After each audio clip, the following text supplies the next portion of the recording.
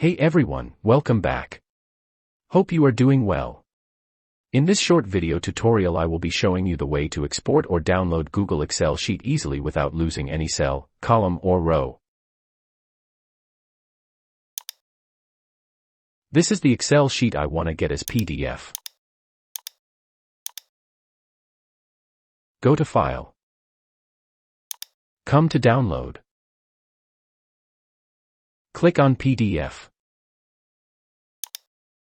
You can change here anything you want. Finally export. It's being downloaded shortly.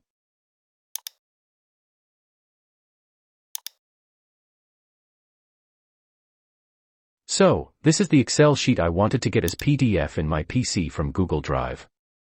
We make useful tech tutorials. Please be with us and help us to grow further. Goodbye.